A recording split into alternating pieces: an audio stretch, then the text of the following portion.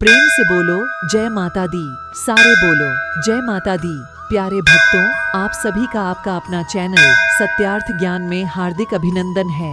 बात करें एकादशी की तो साल में 24 एकादशी होती है, 12 शुक्ल पक्ष की और 12 कृष्ण पक्ष की। आज हम षष्ठ तिला एकादशी की पूजा क्यों करते हैं, क्या है इस व्रत का विधि विधान और क्या है इसका शुभ मुहूर्त और कब है परायण की तिथि, तो आइए वीडियो को शुरू करते हैं। कुर्म पुराण में बताया गया है कि जब एकादशी और द्वादशी एक ही दिन आती है और रात्रि में त्रयोदशी आती है तो सभी संयुक्त हो जाते हैं। इसे त्रिशप्रशा एकादशी कहा जाता है। यह तिथि पाप नाशक बताया गया है। इस एकादशी में भगवान हरिवास करते हैं।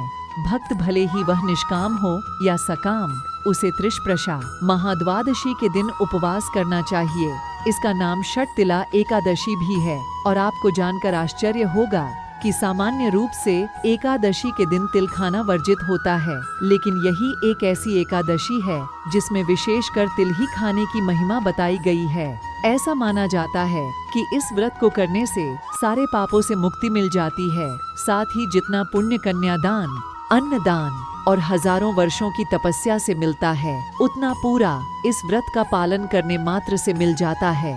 इसके अलावा घर में सुख शांति बनी रहती है। उपासक को मनुष्य लोक के सभी सुखों की प्राप्ति होती है और अंत में मोक्ष का भागीदार होता है। हिंदू धर्म में एकादशी व्रत का विशेष महत्व है।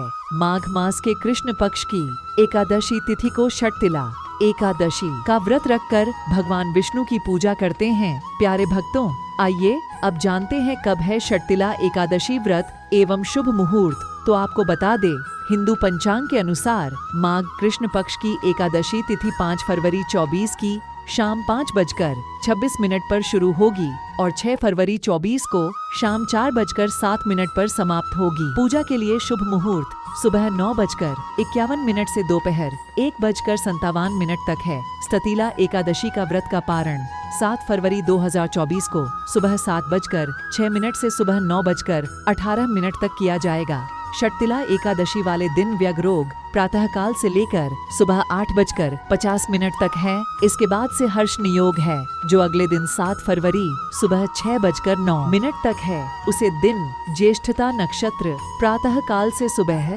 7:35 तक है। उसके बाद मुझे मूल नक्षत्र है।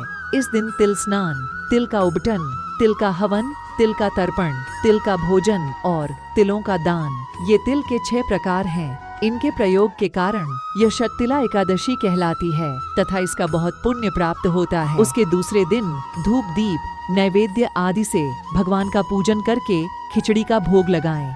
फिर पेठा, नारियल, सीताफल या सुपारी का अर्घ्य देकर स्तुति करें। हे भगवान, आप दीनों को शरण देने वाले हैं, इस संसार सागर में फंसे हुओं का उद्धार करने वाले हैं। हे पुंडरीकाक्ष, हे विश्वभावन, हे सुब्रह्मण्य, हे पूर्वज, हे जगतपते, आप लक्ष्मी जी सहित इस तुच्छ अर्घ्य को ग्रहण करें। इसके पश्चात जल से भरा कुंभ घड़ा ब्राह्मण को दान करें तथा ब्राह्मण को श्यामा गौ और तिल पात्र देना भी उत्तम है। इस व्रत के करने से अनेक प्रकार के पाप नष्ट हो जाते हैं तथा मनुष्य को मोक्ष की प्राप्ति होती है। अगर पुष्य नक्षत्र में गोबर, कपास और तिल मिलाकर बने कंडों से 108 बार हवन करने से माघ मास की दशमी एकादशी के दिन मनुष्य को स्नान आदि करके शुद्ध रहना चाहिए।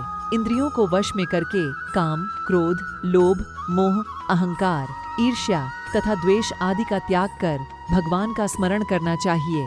एकादशी के दिन सफेद तिल का उबटन लगाकर पानी में तिल मिलाकर स्नान करना चाहिए। इस दिन रात्रि को जागरण करना चाहिए। परायण के उपरांत गरीब और जरूरतमंदों को भोजन कराना चाहिए।